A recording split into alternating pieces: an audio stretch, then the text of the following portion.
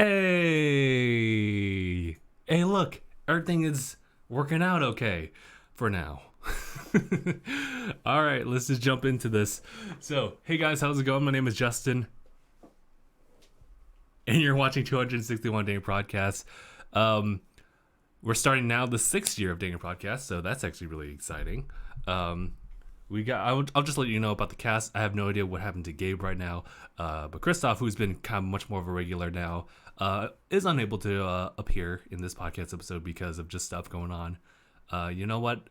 I was thinking about like telling you guys about what's going on, but I think that's kind of more on his call if he wants to say it.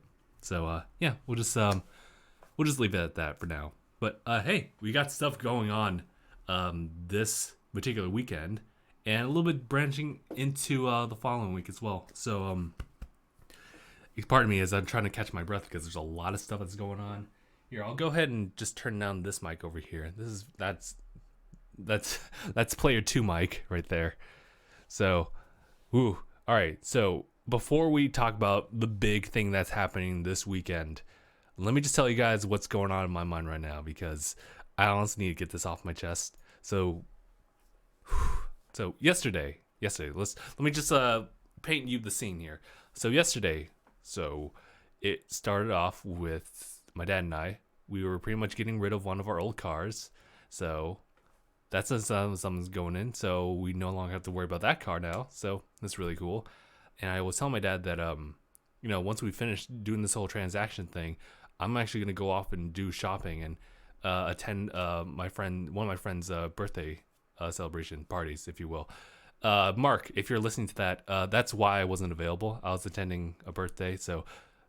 And the thing is that I think what happened, I usually tell you guys if I'm busy or not. But for yesterday, it was pretty much like around noon that I left home and just did my entire thing until like 6:30 or something like that. And I think that's why I had forgotten to tell you because I was just busy doing my own thing. But essentially, what I was spending throughout that entire time was not in this particular order, but let's see. I went to Barnes & Noble just to kill some time. I was also shopping for more closer to the gym, and I went to the animal shelter. All this before I went over to the birthday. And I wanted to talk specifically about the birthday, but I will tell you that at Barnes & Noble, what I was just doing was just, again, killing time. I read like halfway through volume like 2 or 3. I think it was volume 3 of My Hero Academia Vigilantes. That's been fun. And then shopping, I just got shorts. That's all you need to know about that. Third one, let me close Facebook tab in case an alert comes in.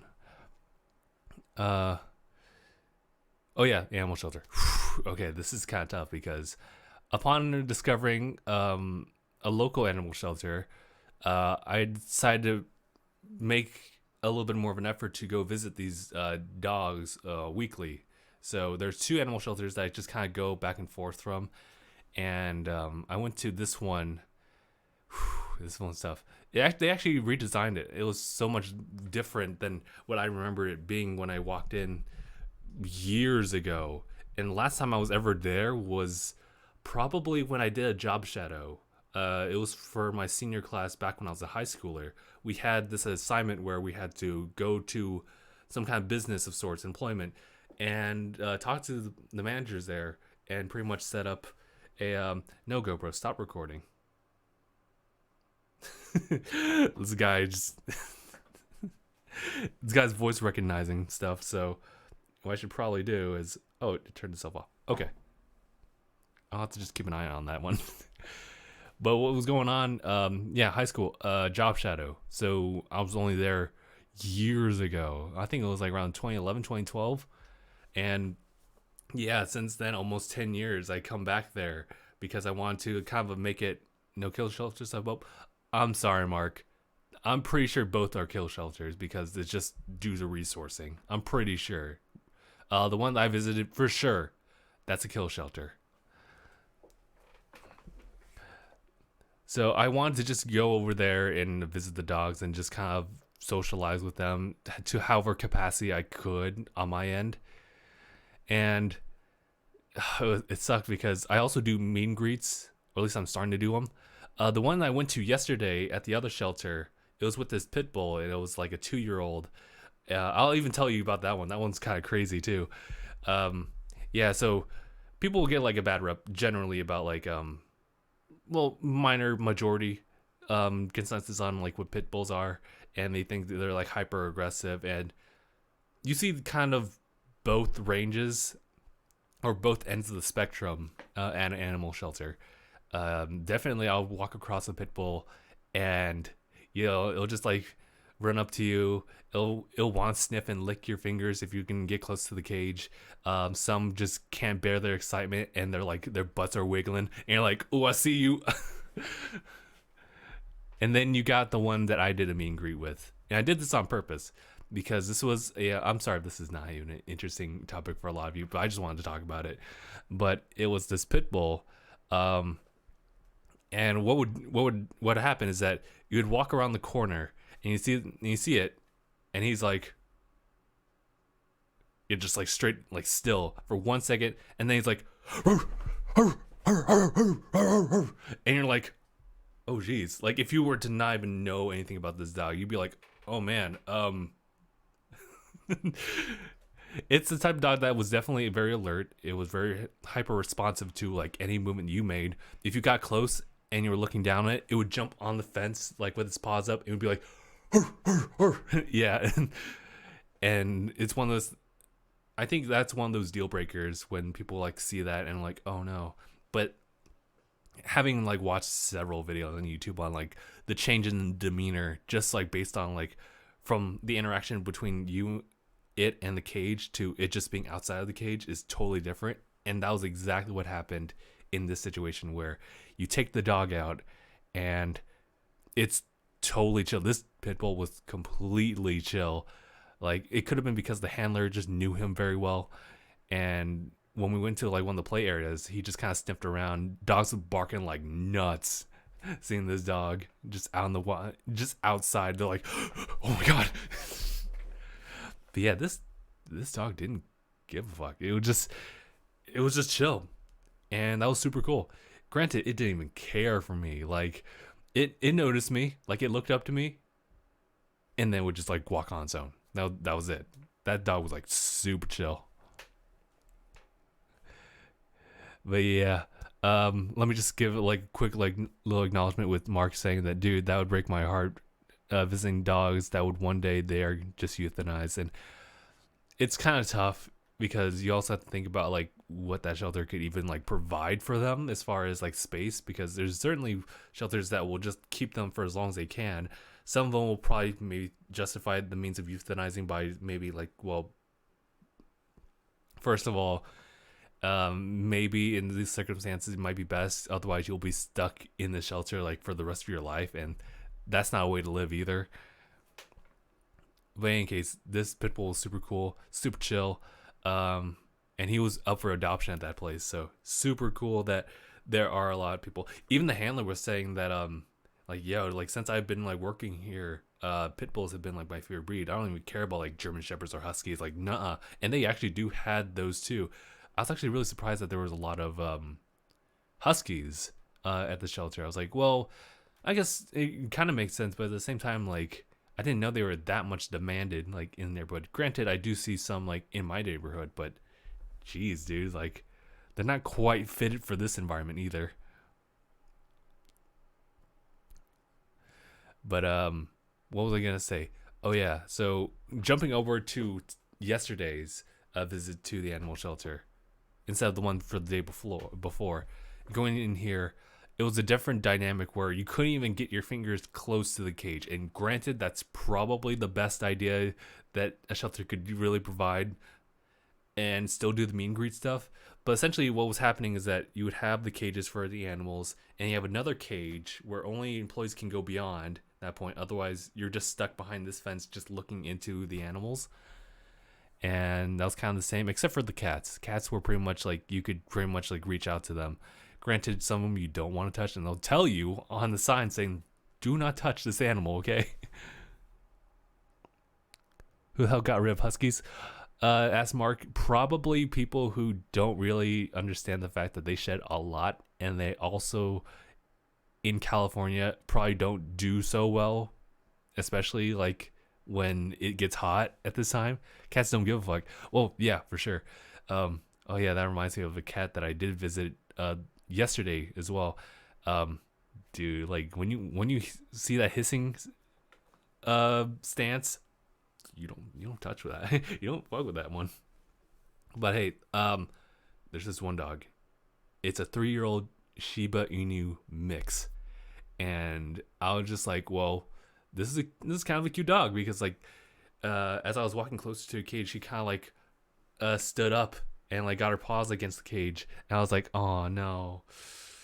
Because what I like to do is I like to see more of the troublesome dogs, the ones that are kind of like barking at you, just like in street alarm, and I just want to see how they behave. So I myself can get an idea of dog behavior, like just from seeing their interaction between the cage and you to them just being in a play area. So after I had brought it up to the front desk saying like, hey, I'd like to see this pit bull over here, and they were saying like, oh well, here's the thing, we only allow rescue types to actually take in this dog because this pit bull has actually attacked a smaller dog before. So we think it's better for the public that it's only adoptable for a certain type of person who's like maybe more qualified, or I don't really know the full details on that. But I was like, fine, I respect that. But I looked at Shiba Inu, I was like, in that case, can I see that Shiba Inu over there? And she was like, yeah, okay. Hey, can we get someone to bring out the dog over at this cage over here? So my guy here, who was going to be helping to just kind of bring the dog in and just kind of like watch the behavior. What I've noticed is that they actually won't leave you alone with the dog. Is what I noticed. I totally wanted to like take recordings of it. I probably should have asked that instead of just thinking that they wouldn't be okay with it and just not record entirely. I should have like done some recordings on it. It was a super cute Shiba Inu. Here's the thing with this one. The reason that it was turned in was because this Shiba was, in their quotes, food aggressive. So it has been like small animals before, and because the owners tried to intervene, bit the owner as well. So what I understood is that this was just like a food protection heavy dog. Like, it's totally chill with you, but the moment you like feed it and you put your hand in near the bowl, that's it. Yeah. So no alone time. I know. It's probably for a good measure, just to make sure that you don't steal this dog away, because especially for that setting, you could easily just like walk away with that dog if you wanted to. That's normal for some dogs. But yeah, it makes sense though, like with food aggression. Like, I can kind of understand why a dog would be alert by another dog, because like you don't know how that thing's gonna behave, and your only association with any living being at that point is a person, and the person will usually feed you, so you're kind of okay with them. But another dog, if you have no experience with one, you're just kind of like, what do you want to do? But I understand it from a food standpoint, where I mean, obviously, like if I'm like having cereal or something, like I wouldn't want someone to put their hand in the cereal. I'd be like, yo, no, don't. That's my food. Exactly, Mark. But the thing, it was just so cute. And honestly, pretty much from there to me doing all the other stuff, like from Barnes and Noble reading stuff and going shopping, my thoughts have always been on that Shiba Inu. Like, this was a really cute dog, because once she settled down like in the play area, she was kind of whimpering because it was just kind of a high stress area. She would actually walk over to us. Chris and I were sitting next to each other. She got up on that one of the sitting areas, and she like walked up and like licked my face. I was like, oh, I know that like Shiba Inus are kind of like, they don't really give a fuck about strangers. Like they're just like whatever. But this one liked me specifically. And Chris was just saying like, you should probably take that one. Like, she likes you. I'm like, oh no, but I can't take care of one. That's the problem. That's why this Shiba Inu is nowhere here in this area. That's the only reason why I don't have this one, is because I can't take care of it in this situation because parents don't want Shiba Inus or any dog really, because the whole idea of like having to feed them, the responsibility, brushing them, and it sucks. It really sucks. Hello, Selena. You had returned back. We just talked about animals and dogs and stuff like that. Come join in the conversation. But just it sucks though, because I really want to take this dog home, and the problem is that, and I even talked about it during my friend's birthday, was just like, man, dude, like I really want that dog, and they all offered up like, well, can't you convince your parents? And I'm like, I've done that for years, dude. It doesn't work. Clean up and take care of it. That's what I'm saying. Like, but they still won't do it because, especially now that I have a full-time job, and I've had to like really think about like, well, if even if I were allowed to have this dog, would I be able to convince the parents that I would be able to take care of it even when I'm off doing work stuff? And I've done some research and I know I can do it, but you still have to get past the barrier of like parental like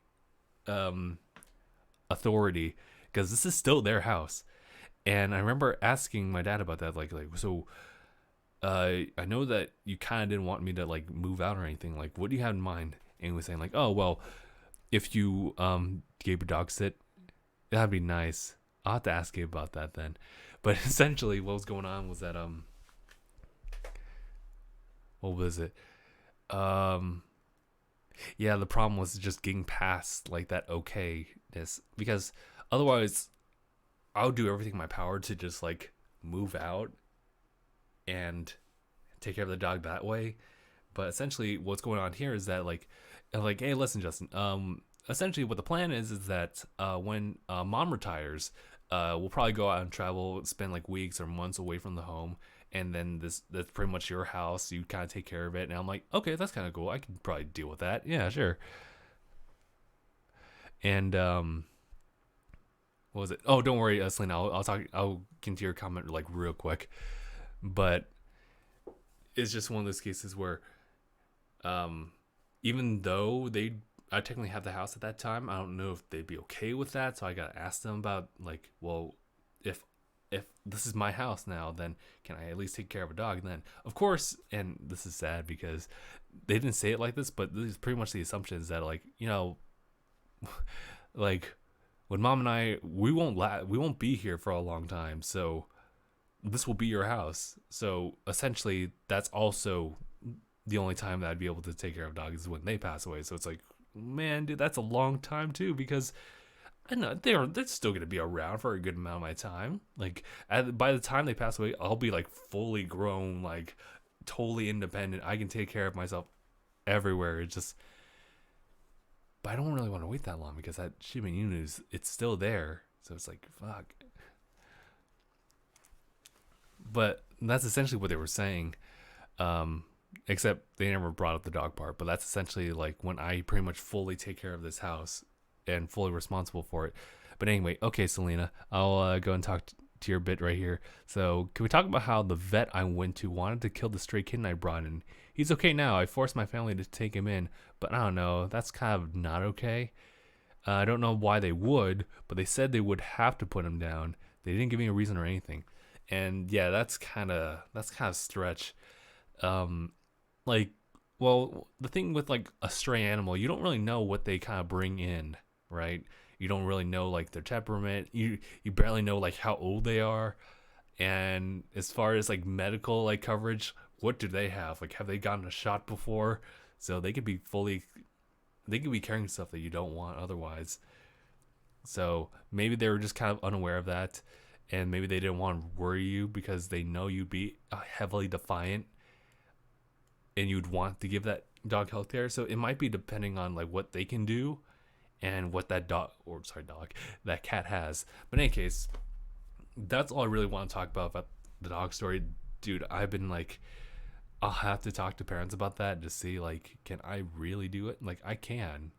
I know I can. I figured this out, but it's also not just a financial thing, which I'm not concerned about, but it's also just kind of getting over like that hurdle.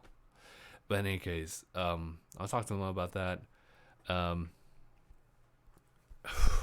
sorry, it's a lot of information for me to get out there. In any case, let me tell you about what was happening on my friend's birthday, because not an exciting story. I will give you that as a disclaimer, but you know how I'm not really much of a drinker at all. Really, you guys know me as such. I haven't really done anything like that major. The only time I've ever drank anything since yesterday would be the time I graduated from college, when my university had brought in a third party to just kind of like serve us like one glass of our choice of beer. And I remember, just a recap, I remember drinking like half of that cup, and I was like, this is disgusting. I don't want anything to do with this. So I put it away. So I pretty much like just left it as is. And the other time I've ever like drank alcoholic beverages was when David brought up Dang It Drinks, and he brought up all these different drinks that he's used to, from like something as simple as like Jack Daniels to something from like Japan. And I forgot to try all of those, and those were like really interesting experiences too. Beer is very much an acquired taste, says Mark. Yes, for sure. Also, Selena was saying that I knew information about him like when he was born because I saw his mom give birth outside. He was just a runt. Oh, he was that young. Goddamn, dude. It's just like, whoa. That's super sketchy about that vet. But, so what was happening, so it wasn't Ding Drinks related. I actually just, because it was like my friend's birthday, like we used to work together. We used to be in the same department before I promoted into my new position as a social worker. We still work in the same agency. We just like branched off into like two different departments, just due to like opportunities and whatnot. But we're still pretty close, as well as the people from my previous department. Like, they still talk to both of us, and at certain points we kind of have to, because we all interconnect as far as our cases. But essentially, it was just like kind of old friends just kind of getting together, having fun. And I was like, you know what? Like, I also did some shopping like yesterday as well beforehand to give him like this big thing of a water bottle. That thing was super cool. But also like a 25 gift card for like a select choice of stuff, so it isn't just like one specific area or store or restaurant. You can actually use it for other things. So I thought that was really cool. So aside from that, I was like, you know what? This is a pretty good time. You know, I'll get a drink. But I was like, what kind of drink should I have? Because I don't really have a good experience with anything. And then it hit me like, boo! Dang It Vlogs, April 2019. Steven getting drunk, getting plastered. And he's like, you know what? Angry Orchard is a pretty good introduction. I would recommend it. I was like, like that's a Raven like had a vision. And I was like, you know what? I'll get the Angry Orchard. So I got that. They had a choice of like regular size to tall, and I just went with the regular size. But it was actually a pretty tall glass. Let me see it. It was probably like as tall as this mic right here. Probably. Yeah, probably as tall as that mic. And hold on, let me actually read up what Celine was saying. Like, I have never had beer. Oops. I have bad PTSD when people drink around me. That's why I don't go to high school parties. A responsible child. What? I know. Plus, I don't get invited. So, you know what, Selena? You're good. Because I really wanted to bring that up, because this was the first time that I actually drank like a sizable amount of like alcohol, well, in the form of beer, in a short amount of time. So, and all the other experiences I've had were like very minute dosage. So something as like as big as a shot glass for Dang It drinks, that's how much I've had like each video. And we usually like spend one day for one particular drink. And so it was, for me, like I never felt the after effects. It was just the taste of it. And I never really felt anything from the other beer from graduation from college. Never had that experience. But this was a drink, Angry Orchard. It's known for being sweet. I'll tell you right now, like initially it will taste sweet, but that's only for a few seconds once you gulp it down, that's all alcohol stuff, and you're like, oh, I'm disappointed.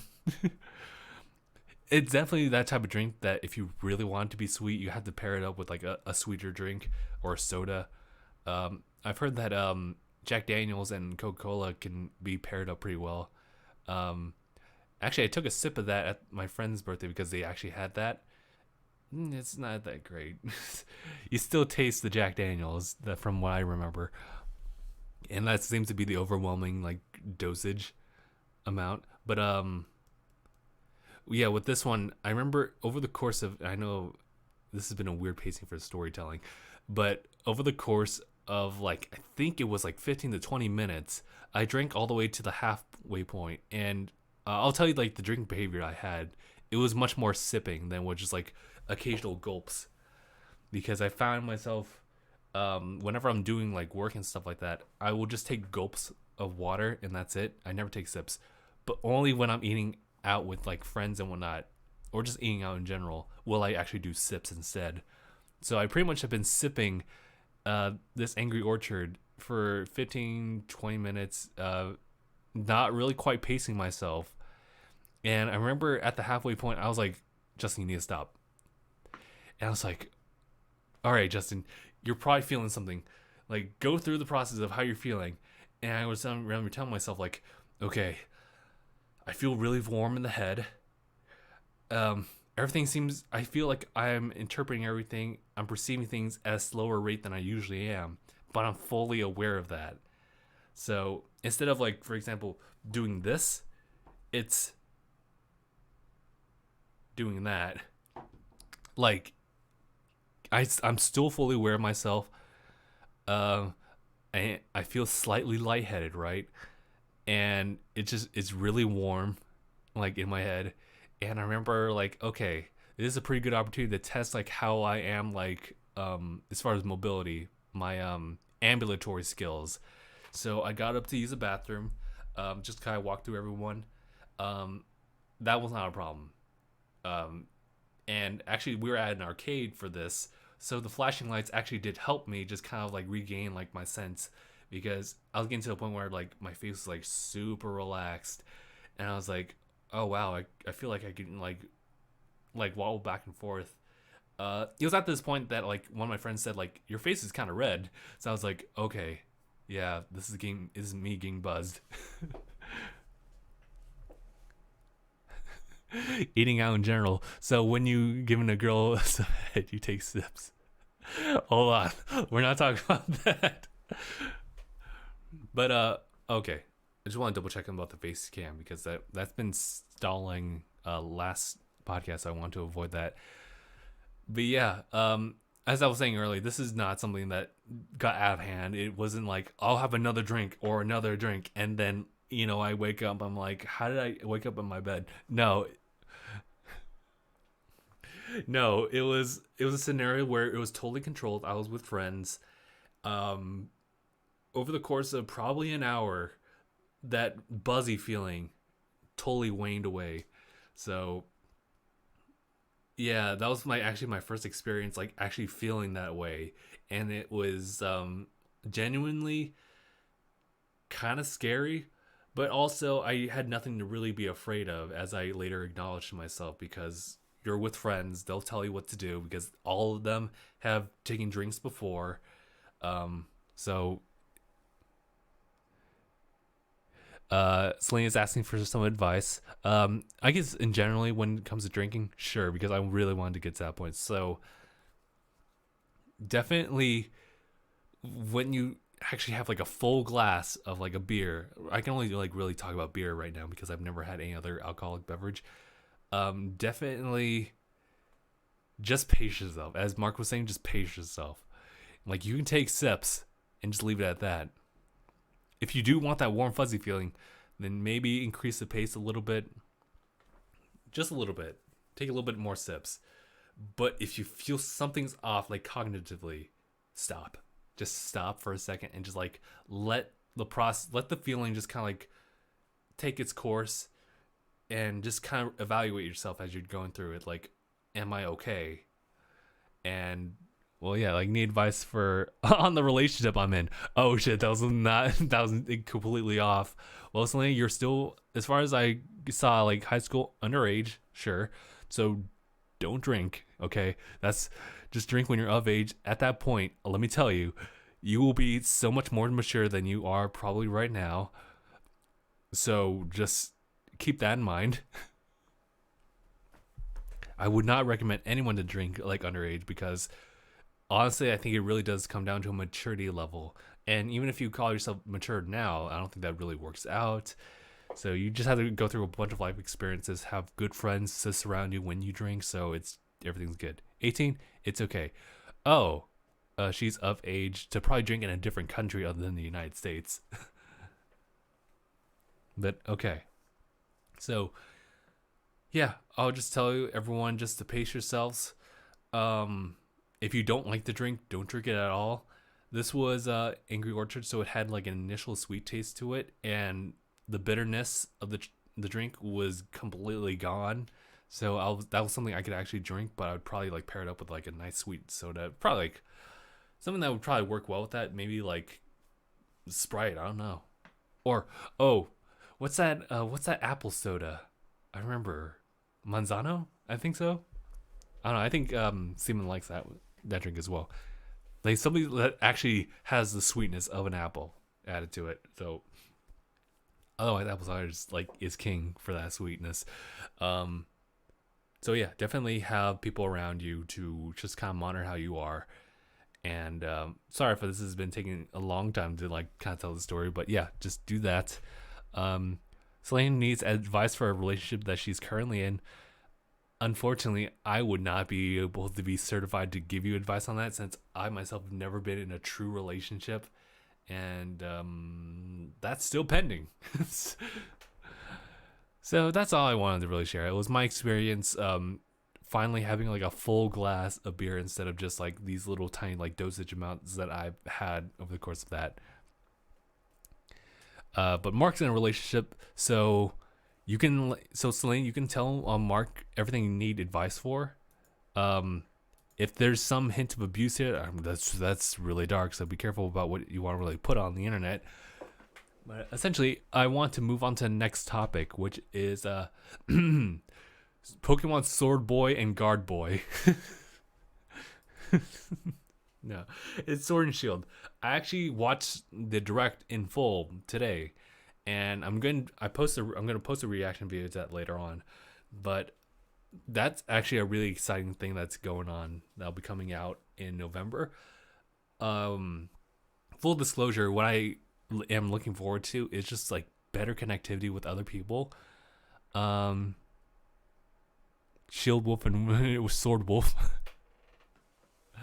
But oh, hold on. You know what? Let me turn on a fan real quick because me talking without like pacing myself has like really warmed me up too. Oh my god! So it was crazy. Oh, is Selena talking about being excited for Pokemon Sword and Shield? Oh, I am actually really excited about this one because there's so many much more prospects. I think what's really cool is that, you know, when you want to talk to someone and engage in communication and have fun with someone like through Pokemon, you're usually training or battling. Like those are the only two things you get to do.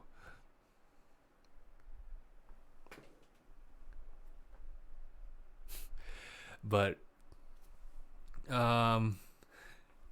sorry, I'm also reading the chat. It's oh boy, it's getting somewhere. But I think what they're trying to do with the raid battles. So for just to let everyone know, essentially what Pokemon's doing right now, they're introducing the Dynamax system, which is pretty much making your Pokemon supersize me, and you can fight with other supersize me Pokemon, or you can get together with 3 other people to do a boss raid on this supersize me Pokemon, like way over there. Oh, okay. So he's talking about first date stuff, like oh, okay, making the guy nervous. Let me turn a fan on. Oh Jesus. Um, Granted, to be fair, I've only been on like one date before, so I can't really be laughing like on my high horse right here. Like I'm pretty much sitting with this guy, like being like, first time. Oh boy, but shoot, what was I gonna say? Looking forward to also the connectivity with Pokemon Home, Pokemon Go Home, Pokemon Home, and also connecting that with my Pokemon Go on my phone. I might even play Pokemon Let's Go Pikachu and Eevee just to get that started. So I'm really, yeah, like I'm really looking forward to what Sword and Shield have to offer, because it's just, I mean, aside from just like, you know, the usual like good Pokemon sprite stuff, like the animation like has been like the ante. Like it's just like it's so good. It's so good. But also want to give some shout outs to some of the new Pokemon. What was the bike Pokemon? I keep forgetting its name, but it's like Gregnaw or something like that. Great, it's probably not that. But Corviknight's cool. Corviknight's cool as fuck. This is like the grass trainer is buff, boy. Dude, I think all the gym leaders are just buff as fuck at this point. Homeboy Milo looking like David, just like going to the gym after like 5 years. Dreadnought. Okay, thank you.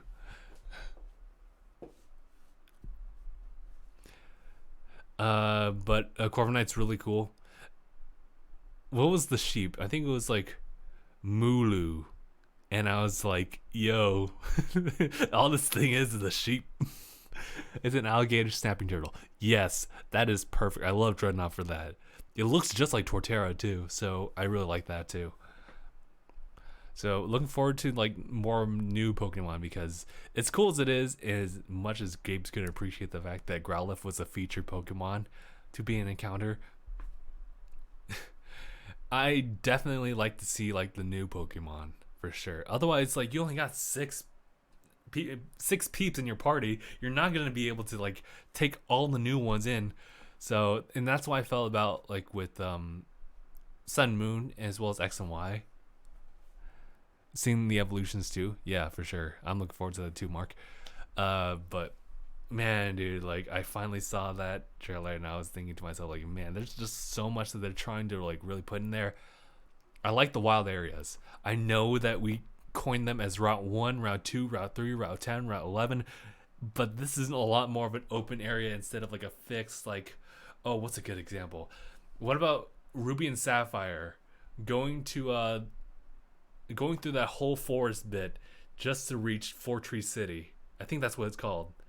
And how that was scary in and of itself, but if you really play it over and over again, you realize it's such a linear path. And granted, though, with these wild areas, it's probably like point A to point B, but the entire area is expansive. And from what I understand, because it has a workable camera angle you could work with. Oh, sorry, Celine's on her way to work. We're doing raid battles, son. Raid battles are gonna be a lot of fun, actually. I'd totally be down for that.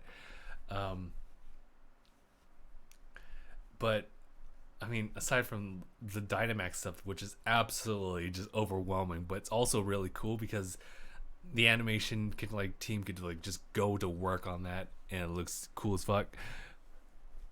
Celine's saying that I work at a pizza buffet. I've never heard of that place, but it's got pizza involved, so it's already got a thumbs up for me. I think Anai would approve as well. But oh man, the wild areas. What I understand of it, it's that it's a much more open space, kind of like how you can just move around and interact with Pokemon in Let's Go Eevee and Pikachu. This is revamped. You get to like just move around, like with a workable camera. I cannot express that enough. The fact that you can interact with Pokemon, but you can also like encounter their wild grass like normal-esque. I mean, you have to approach the exclamation point this time, but yeah. It's just super cool. The open worldness of it. It's what is needed. Oh, it's just I look forward to it. I like this. I want to see like how it plays out. It's probably still gonna be good. I mean, hell, it's Pokemon. It's usually either perfection, like gold and silver, or it's just great. And it usually kind of just sits on both. From my experience, straight off from like GameSpot days, a Pokemon game has never received anything lower than like a 7.5 as far as the main Pokemon series. We're not talking about Pokemon Conquest. We're not talking about like Pokemon Ranger. We're talking about Pokemon. Shit, Mark. Okay, I wanted to talk about that too. So yeah, that's all I really want to talk about as far as Pokemon. We'll talk about E3 in just a little bit, but okay, Mark, literally, before the podcast even started, before we even jumped into the waiting room, I was watching that gameplay footage, 15 minutes gameplay footage of Jedi Fallen Order, and I will tell you right now, the direction is so different from what I remember from playing like Force Unleashed, and pretty much what I remember of my brother playing like Jedi Outcast and a little bit of Jedi like Academy. It's different. It's super different because you still have the third person like perspective, but it's a lot much more closed in on your character. And your character, wait, Mark is saying, oh, I'm sorry. Yeah, I refer to Mark as, or I'm just saying as Mark because that's actually his name. Yes. Mark with the C. just for transparency. But oh my god, dude, just like I like it. I like because I think I had my like nostalgia goggles on for when I watched the gameplay trailer for well, the Star Wars, but with like the different levels as you sink in the opening like gameplay trailer for that. But in this one, it was yeah, Selena is new. It's third person, but it's grounded. It's not like Force Unleashed or any of the other Jedi games where you literally just jump and dash and just do all this stuff. This one's much more like, granted, it's a little bit. Well, I guess all of the Jedi games are kind of linear, but you're walking through a set path in Fallen Order, and a lot of it so far has been a bit more about bit. I've been repeating that. You're repeating yourself. But it was a lot of platforming, which I like, although not too much platforming in the sense of jumping from place to place, but more around interacting with the environment with your just like agility and your force powers. Something about the force powers is something really cool too before you jump into the gameplay itself. But being able to control things, the environment, and I guess also combat too, with your force powers it's far different from what I remember from any other like Jedi game. It's crazy. I will talk about like quickly about like the traversal stuff. I'm kind of okay with it. I don't really much care for like the wall running. It's something that Jedi I think probably should be able to do, so it being in there is totally fine with me. Walking across like little narrow passages, that's fine. Honestly, that's totally cool. Climbing and everything, that's normal. You're gonna be traversing anything. So as far as like getting around from place to place, that's okay with me.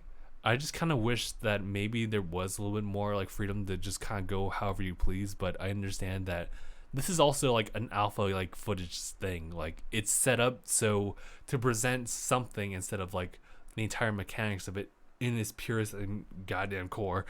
So right now it's Selena's saying goodbye. All right, take care, Selena.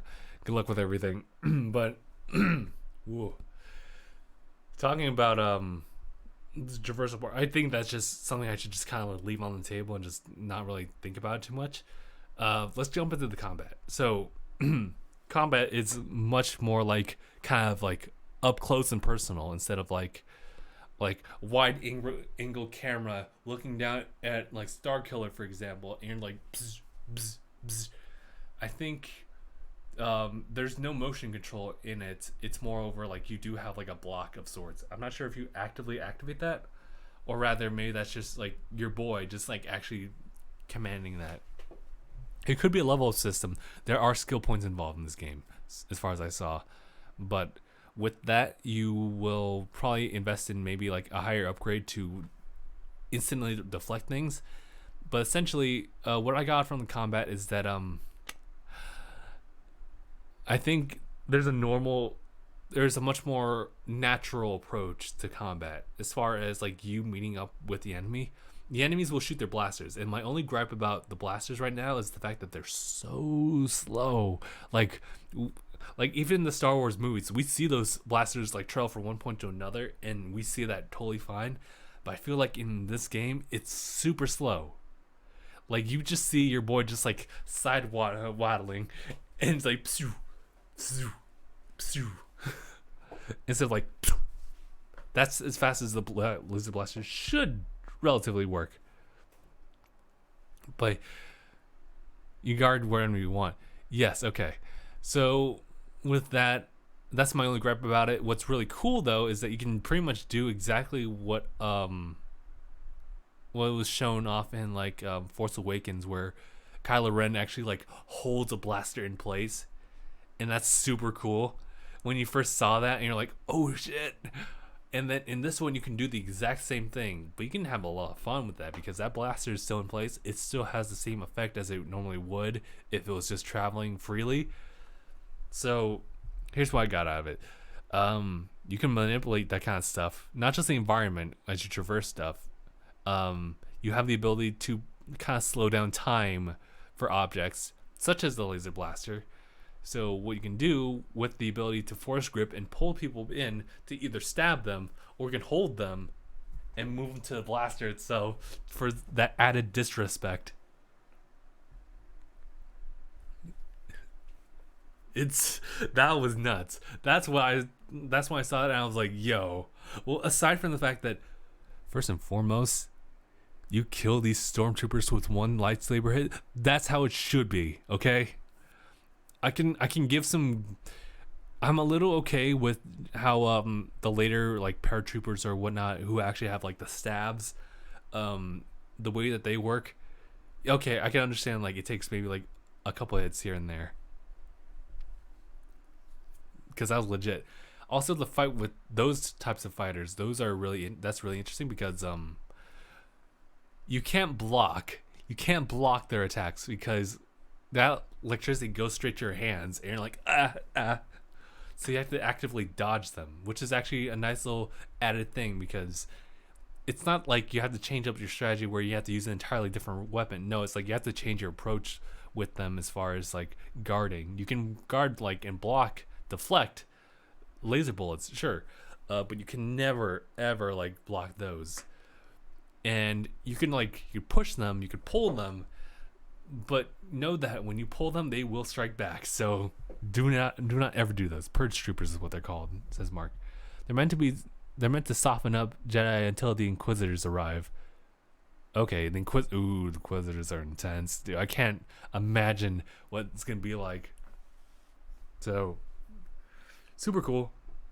I think that it's just. I think the gameplay is. Oh my god, I'm like totally pausing right now. It's very much so grounded. It's a very grounded like gameplay mechanic, and as far as combat, I think it benefits that way because it doesn't make you feel overpowered, but it makes you think about how you decide to approach like a situation. You can use your force powers to deflect or redirect the bolts, right? You can throw your lightsaber at a guy. You can actually pull them and stab them with your lightsaber. Or you can do the disrespect thing, have them shoot at you, hold that, grab them, and then pull them in front. Like, what? And you can also just push them off the cliff. It's like, you can just do whatever you want with them. And you can also just, like, run up and just slash them. Like, it's up to you to decide however you want to do that. And I like that approach. I like the fact that you can actually decide how you want to like dismember them, and dismembering does happen. It's also canon as well. Combat's very nice, as Marcus said. So yeah, am looking forward to it. I want to see a little bit more development because I think that it has a lot of promise, and I think that when you get better in the game as you progress, I feel like the pacing of combat should be increased as well. Right now, what they showed off as far as like fighting these big old spiders, so I'm pretty sure Gabe's not a fan of that, but you'll fight big old spiders, and those are kind of pushovers, except for when they web you up. But they have this. They will give you a prompt to show you that they will actually shoot the goop at you. So it's pretty easy to evade them if you know exactly what to expect. So nothing too big on that yet. So yeah, I don't think there's anything too big of the report on that. It definitely gets. It should get harder. It should be a lot faster as well. Not just like as a game difficulty, but also just progressively as you get better. But that's all I really wanted to say. It's looking pretty clean so far. I do want to see a little bit more exploration because I want to be able to kind of control your boy a little bit more instead of just kind of following a set path and stuff like that. Granted, that's all cinematic stuff. I get that. I just kind of wish there was a little bit more open worldness to it, where you can just go and explore areas and whatnot. Right now, it's kind of choreographed. Everything's set in stone. It's a set piece. Combat seems kind of inspired by Dark Souls and Sekiro. I think so too, because I think there was a lock-on system to it as well. So, super cool. All right. So the big thing that's going on this weekend and pretty much until Tuesday, which will end with Nintendo Switch, is E3. Now, I'm very excited about this E3 because I've been kind of maining the Xbox, as you probably will all know. That Xbox is kind of like my go-to console, Switch being the second one, PlayStation being just dead last. And there's nothing wrong with PlayStation. It's just that I have to make a decision. And unfortunately, Xbox was kind of what we kind of went with. I remember we got the Xbox back in like 2006, I believe. And we just kind of had our experience with Xbox from there. Otherwise, we were Nintendo boys back then. But I'm really looking forward to seeing what Xbox has in store, from announcements of the new pair of consoles being... I don't think it's Lionheart. It wasn't Lion's Heart, but it was something Heart. And it was super cool. Yeah, I think Mark actually mentioned further up. Let me actually like look back on that. You were talking about in the waiting room too. So, let's see. Oh yeah, Project Scarlet. Okay, you didn't actually mention that, but Scarlet is going to be like the definitive, like ultimate experience on Xbox, and something Heart. It's gotta be something like, I gotta remember. I'm gonna look it up right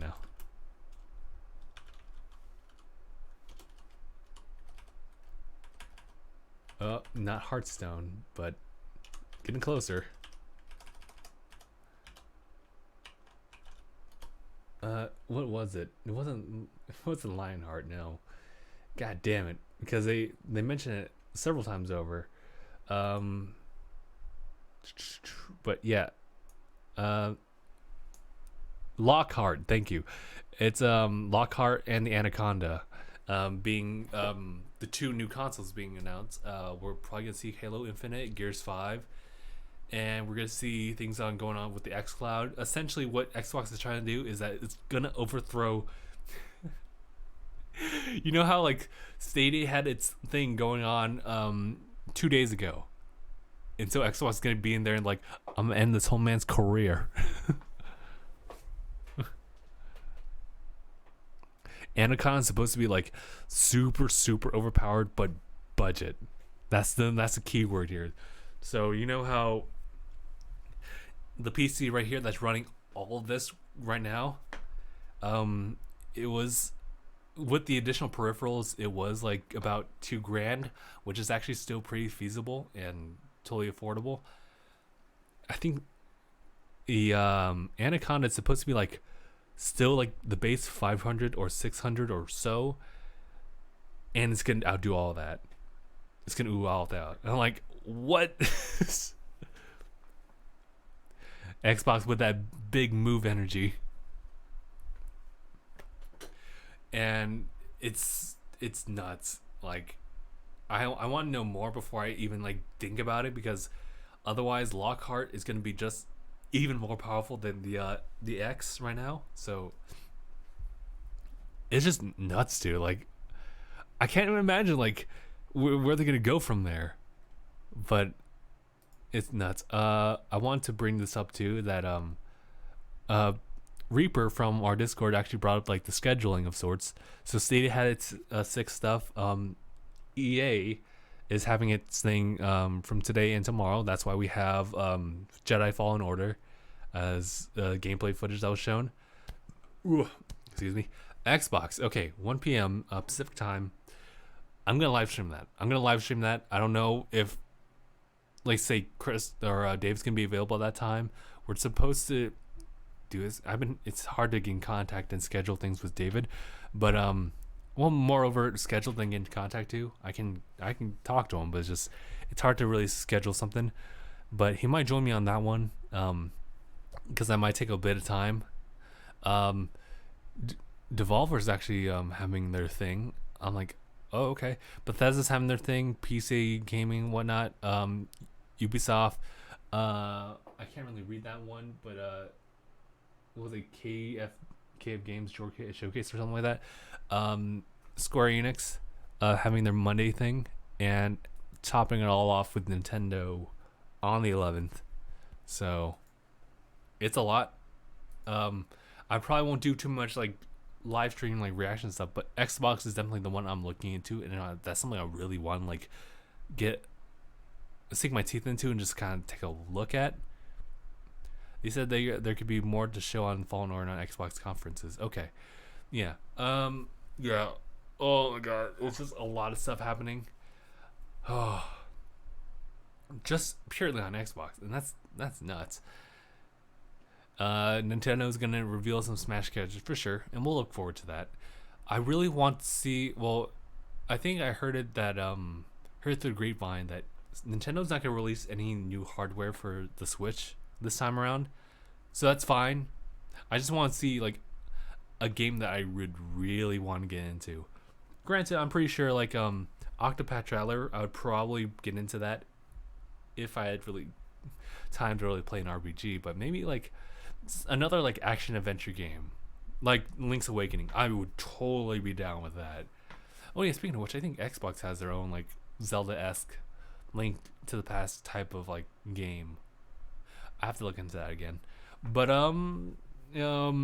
also Mario, like a 3D Mario game, I don't think they're gonna have anything like that. They're just gonna be focusing on Mario Maker 2, and I look forward to playing that as well. I can't wait to like build my levels and seeing how Gabe or anyone else who plays them will go through it. That'll be a fun experience. And it will also be a fun thing to stream as well, as far as like playing through the levels as well. So I look forward to that.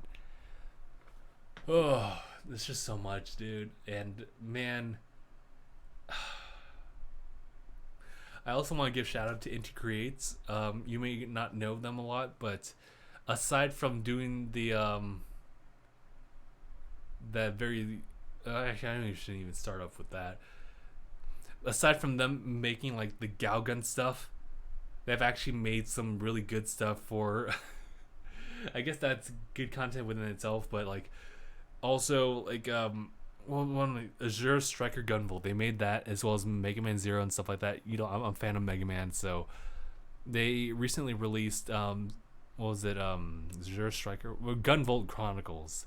It's going to be focusing on our boy Copen instead, and his really cool gameplay mechanic. I'm just a fan of platforms in that sense, so I wanted to just give shout outs to that. They just recently announced the trailer for that, so it kind of makes me get the the Azure Striker like pack, which has like one Gunvolts 1 and 2. Those are just really good games. What else? Oh yeah, I want to give shout out to Moonlighter. That's also a Zelda-esque type of game that has a physical copy for Moonlighter on the Switch. So I'm like, oh, I like that. I kind of want it. And they're actually releasing DLC for Moonlighter. It's actually expanding a little bit more. So that's super cool. So shout out to them as well. Other things to shout out. Give shout out to Kristoff because he's going through some pains and stuff like that. So I'm going to give shout out to the boy right there. Also for Kristoff, shout out to Swamp Thing, even though I heard news about it only having like 2 episodes and that's it. I mean, it'll probably release more, but like because of like release scheduling and how they already filmed ahead of time. But I feel bad for the boy because I heard that it got canceled. I'll have to look into that though. Oh yeah, I want to give shout outs to people in the chat as well because they were talking about stuff beforehand. So of course Mark, Chris as Raina Blaze, Corey Brown, and then Selena jumped in. So hello again, Selena, even though you're already gone. Someone talked about Godzilla. Oh yeah, Chris, because Chris loves Godzilla. I know that my friend at the birthday party was saying that like he totally watched Godzilla. He was like, oh, this is good. But I also know that it has mixed reviews as well because critics gotta be critics and they gotta be how they are. In which case I think with Godzilla, it's definitely much more of a flick that you would want to tune into if you're totally into that type of genre of like big monster fight big monster. That's legitimately what Sword and Shield is gonna be. Pokemon Sword and Shield is gonna be just kaijus. that stick that Grookey has ain't no big small stick no more. he'll whack you silly with that thing. But oh my god, I think I'm starting to lose it too. Like I'm trying to keep it together. I also have things to do later after the podcast, so I'm keeping those in my mind. But I think that's pretty much it. I'll give shout out to Gabe because he's not here. But oh my god, I'll I guess in that case, so I won't be doing my usual like live streaming stuff tonight. If anyone stays tuned on the Twitch stuff. I probably won't do that. I might actually try to do that tomorrow morning. Otherwise, I might be too tired and I might just want to hold that off until, 1 p.m. Pacific time, which is the Xbox conference. I'll see you guys there. Otherwise, things going on in the channel. I need to work on a new DangIT Plays thing. That's why David's coming in on Sunday to help out with that. Otherwise, DangIT Plays is kind of like in a weird state of like nothing's going on. I tried doing stuff on Twitch that I tried to translate over, but based on the games I have been playing, it doesn't seem to really work out with the general audience. It's kind of more for me, so I'm gonna try doing that. What we doing then? I don't know about you, Mark, but as far as as far as the stream in the morning, that's just gonna be me. As I try to do solo stuff there, reacting it. Oh yeah, well, reacting is gonna be partly the Xbox stuff as well as the Pokemon Direct that I just watched. I'm not gonna do a reaction for Fallen Order. That was just kind of more for me. Having looked at it, I probably could have done that, but I'm just gonna leave that as is. That was just something I watched like right the fuck like before the podcast, so it's whatever. We gonna stream tonight, or oh yeah, Mark, you're gonna got a message on the Xbox Play chat, also on Discord. I also am attending a graduation party tonight, so this has been a pretty eventful weekend for me as far as getting connections with people that I've known before, talking to them. So a lot of social stuff. But yeah, all right, I'm gonna end it here. I'm almost out of breath. I've just been talking to Storm up here. So I'm gonna end here. So thank you everyone so much for just tuning in.